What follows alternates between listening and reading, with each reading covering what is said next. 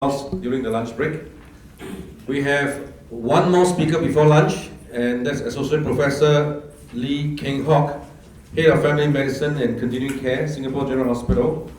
Prof. Lee will talk about Integrated Practice Unit, creating high-performance, multidisciplinary teams for patient-centered missions. Please put your hands together to thank Dr. Umar and Professor Lee.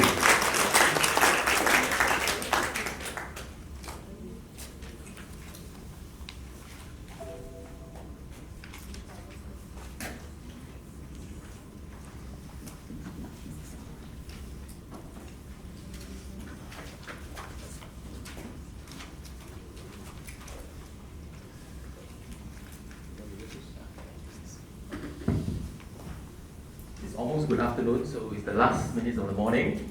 I'm the person standing between you and lunch, so that's always a very distressful situation for the speaker. I will try to condense everything into half an hour if possible. Okay, now just round the room, how many of you have had a bad encounter with the healthcare system personally, either you receiving your care or your loved ones receiving care? How many of you had this bad encounter that you thought didn't go very well, and the healthcare service have somehow failed you due to a lack of quality? Is there anyone in the room who have this experience? Just a show of hands.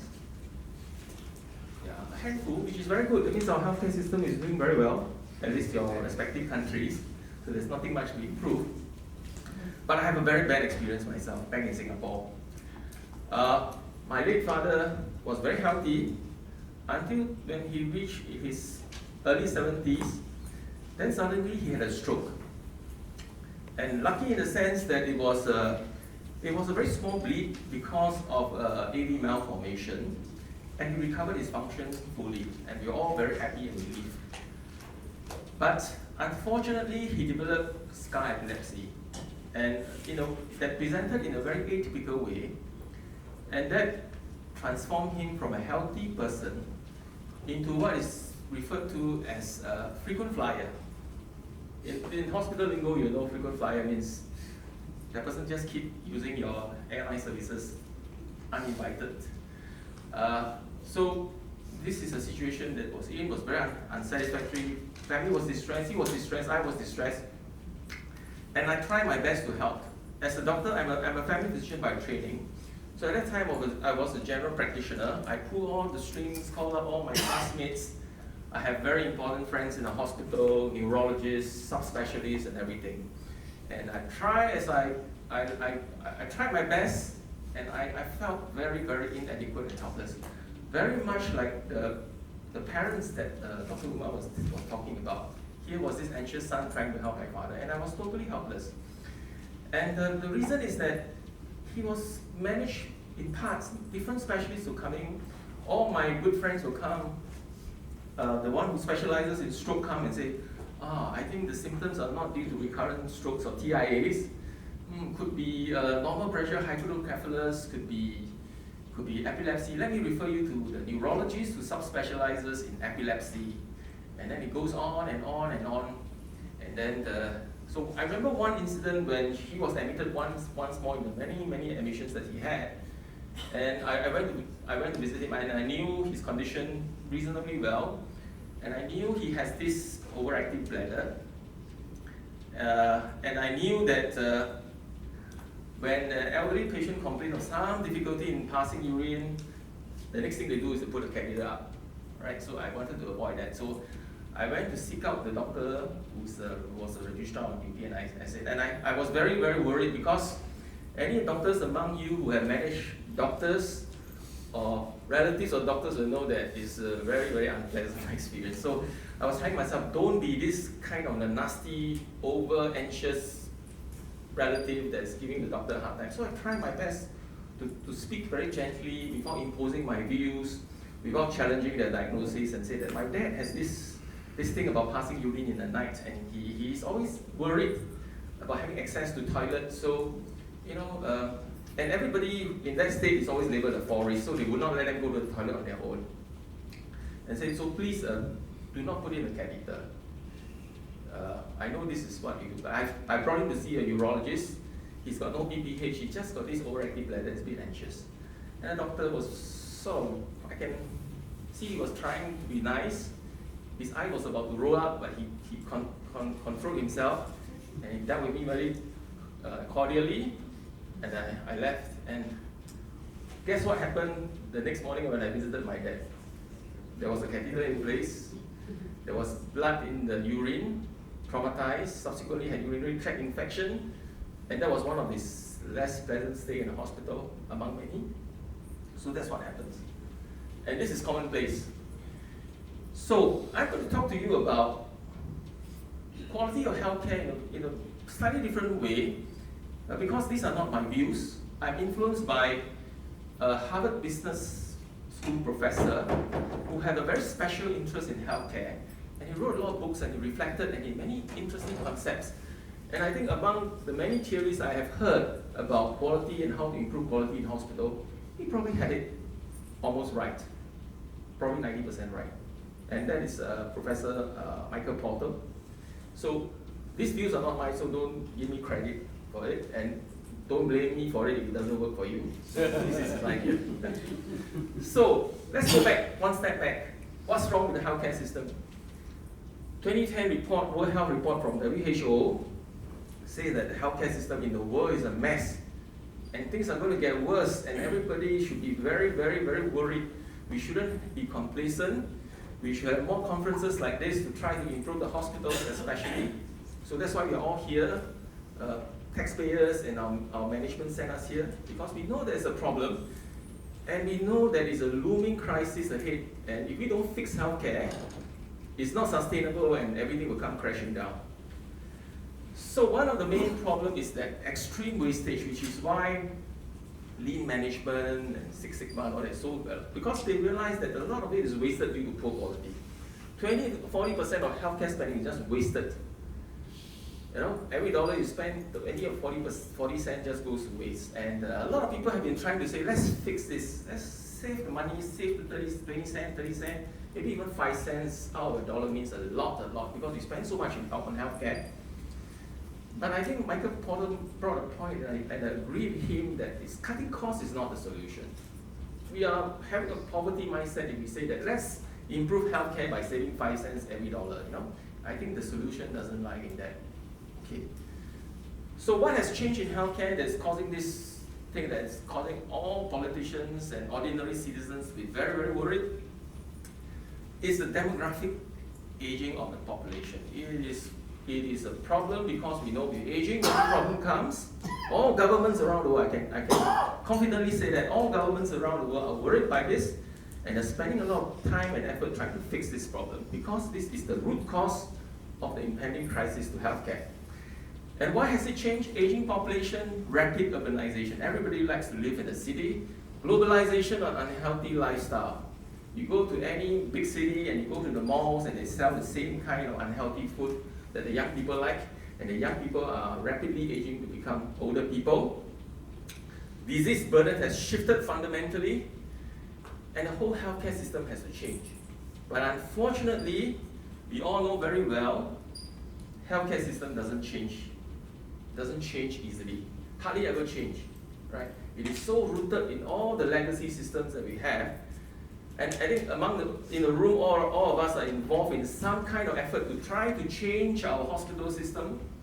And I think none of you will say it's easy. It's a walk in the park, right? It's almost like running in quicksand, because at every step you will encounter barriers and you will encounter vested interests, people who don't want to change, and sometimes many of us would almost want to give up, right? So I think Margaret Chan, Director General of WHO, repeatedly bring this message, trying to wake the world up to this impending danger. So the world is getting older. Whether you like it or not, the world is going older. This graph shows you let me try to figure this out. So over 60 is on the rise, under 14 is on the decline. So we are somewhere around here. Not too bad, but it's only a matter of time. Right? Very worrying. In this part of the world, this is the age, and in Asia Pacific, we age faster than the rest of the globe, right?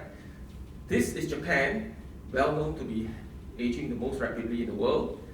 And so this is Hong Kong, China, and this is Singapore. And you can see that from this time onward, the curve is the steepest, which means that the population is aging the most rapidly, even more rapidly than Japan. And which is why Singapore is very worried. Our government talks nothing about aging, the silver tsunami, and how we're going to cope with this problem.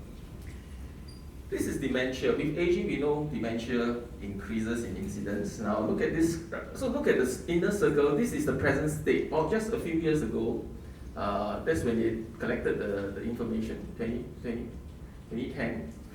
And the bigger circle is in the future. In 2050, this is the scenario is going to be. Then you can see that inner small circle small, outer small circle slightly bigger. But in Asia, Pacific, in Southeast Asia and South Asia, the increase is going to be tremendous, and this is largely due to the aging population. How are we going to cope with this large number of dementia patients? This is osteoporosis. Good news for the pharmaceutical companies, big increase in potential market, but big problem for public health care, because osteoporosis leads to fractures and all sorts of problems, right? And fractures lead to immobility, immobility leads to other problems. And you see again, this part of the world leads everywhere else, right? 1990, 2050. The increase is just too scary, right? Diabetes, the mother of many, many complicated chronic diseases. So again, very worrying. Western Pacific, this is 2010, this is 2030. We are set for increase, right? Southeast Asia is the same, and this is in the 20 to 79 age group. So diabetes, no matter how well you control, a substantial portion of them will develop complications and will require a lot of healthcare resources to manage. Organ failure, kidney disease, again it's the same thing. This is just age alone, and this is the effect of age and years of diabetes resulting. LV creatinine ratio goes up, means kidney function is declining. Kidney failure now is not a terminal illness, which is great news because we have dialysis, hemodialysis, peritoneal dialysis, but it creates a problem of its own. So right now in our hospital, we have many patients who are very frail, very poor quality of life. They are on dialysis. And it's easy to start dialysis, but it's very, very hard to stop. Who have the heart to say, okay, it's time to switch off the machine? If it's a ventilator, it's quite, I think it's even easier if it's a ventilator, the guy is brain dead, right? But the guy has renal failure, his quality of life is creeping down, he's suffering from all sorts of complications, he wants to let go, but who's going to pull the plug for hemodialysis? So we are creating a lot of problem with technology. Cancer, stroke, heart disease, same story. As you grow older, it just shoots up, right? And the trouble is that they don't go one disease at a time. They come together, right? If you have one, you tend to have others. It comes as like a bundle, you know? So let's see what it is really like, right? As I've told you, it's a function of age, right? 45 to 64, 65 and above, just men alone, you can see it goes up, right? Man and woman, okay, it's like some minor differences, but about the same. Within the same age group, let's say we look at older men, right? And this is in the decade, this is from 1999 to 2000, this is 2009 to 2000, this is about 10 years apart. So in 10 years apart, same gender, same age group, you can see that there's a difference. So the world is not just getting older, it's also getting unhealthier, or rather maybe we diagnose more diseases and we have more methods to treat diseases, and the burden and prevalence increases. So the solution, as proposed, is that cost saving is good, improving quality is good, but actually what we should try to aim for is to increase the value. So instead of saving 20 cents or 40 cents out of $1, that dollar should bring in $1.40 worth of value. And that's the only way that we can solve all the other problems. Quality, access of care, you can have access of care, it's very easy, right? Just make healthcare 50 cents. But what kind of quality you can get, of course, can't be good, right? I can give you access, but I have to compromise on quality. Or I can improve quality tremendously, but the cost is going to be out of proportion and not cost effective. So value means the kind of outcome you can achieve and at the cost that you use to deliver it. But he pointed out that this is easier said than done, because the trouble in healthcare is that we do not know what is the outcome. As was earlier mentioned by Dr. Umar, that we measure length of stay as an outcome is like it's like this gold standard. But is it really a gold standard? Does it really mean shorter length of stay means good outcome?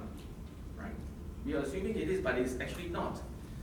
And do we know the cost of care? We think we know, but if you delve deeper, we don't really know the cost of care.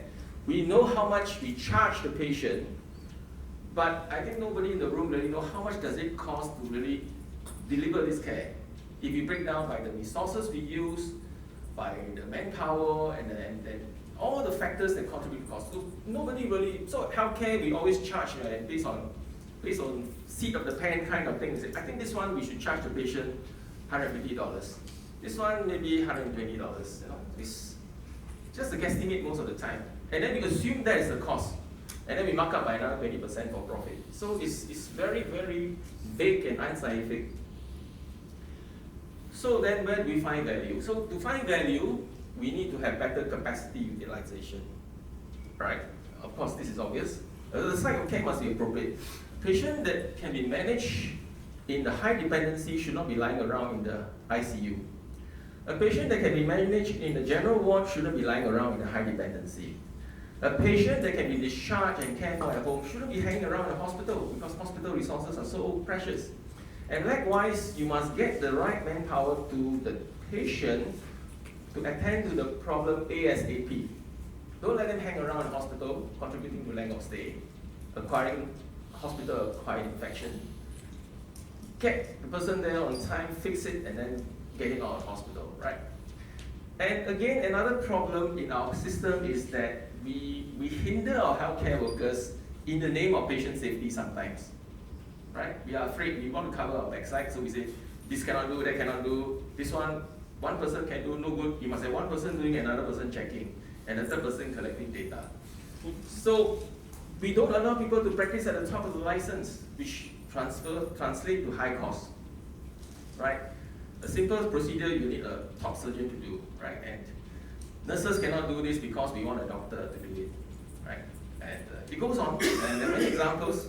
So even in my hospital, for example, putting in nasogastric tube is something a nurse can do very well. But they say, no, we must, because of one incident, they say there must be one nurse to put in the tube and an independent second nurse to ensure that the tube is in place, all because there was a messed up early on. So every time we need to put a tube, we need two nurses to do a tube. That doubles the cost, isn't it? That's right. But because we don't know about cost, we just happily say, oh, it's safe. I have done a good thing. I have improved quality, I have improved patient safety. So that's the kind of thinking. So according to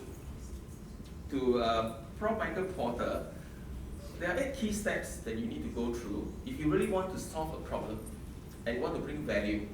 Right? First, you must identify what is the problem you're trying to solve. Are you really trying to solve just length of stay? Are you really trying to solve how to put in nasogastric tube very safely? Right? So you must identify the problem, and then you must refine it into some kind of care issues, and then you must go to the right patient. And then you must understand the whole cycle of care. You cannot manage the patients in parts, and you need integrated practice units. And you have to measure outcome, and he doesn't mean isolated things like length of stay. So, funny thing is that I want to shorten length of stay. So you see, healthcare workers and doctors, they are very smart. So you want to shorten length of stay. Okay, I just discharge all my patients. Ready or not, we just boot them out of the hospital. So length of stay is very good, KPI achieved. Then of course what happens? The patient doesn't get well, get readmitted. So then management say, okay, now, no good. Let's measure readmission rates. So readmission rates, okay, we know what to do. We don't discharge the patient. We just keep and make sure 101% of them discharge. Then management become very clever. They say, oh, no. We want to measure both right? Length of stay plus readmission rate. Then the doctors went back to scratch their head. How can he do that? I know. We discharge the patient, tell the patient don't go back, come back to our hospital, go to the next hospital if you get it. So it's very much like antibiotics and bacteria, you know, you just can't outfight them, right? So bottom line is hygiene. If you guide the hygiene right, you don't need antibiotics. So the culture and the processes are more important than just blindly following KPI. But if you can get meaningful outcome measures, then you must measure them. And you must convince people that, let's play fair. We're not trying to play a game here. We're really trying to improve the value of healthcare. And if you can improve the value, I'm going to reward you. Right? It's not just for the bosses to get admitted or get excellence awards and big ceremonies, but really, if you improve the value, we give it to you. We share it with you. You get all the stakeholders to agree, and then you have to do a pilot. But pilot must not be an end in itself; it's a means to an end. So we like to do pilots. So at one time, my chairman medical board used to joke with us. So we got more pilots than Singapore Airlines in this hospital. Every department is doing pilots, right? The whole point of pilot is that it must be able to scale up. Otherwise, don't do the pilot. Save yourself some money. And the next, so I think I would just quickly go through the key points, which is to talk about integrated practice units. So among all the steps, he said that you must have integrated practice units. So you must identify the team. You must recruit the right people and the best people for the job. You must make them work together in the same location. No point having them one in block 1 and one in block 7 and say you're part of a team. It doesn't work this way. And you must have some kind of unity in command. You cannot have different heads of department and then at the end say, oh, you're all part of the same team. And the mission must be very clear. Are you there to just improve length of stay? Or are you there to really improve the outcome of this patient? So you have to clarify and make that the mission and make it very clear to them.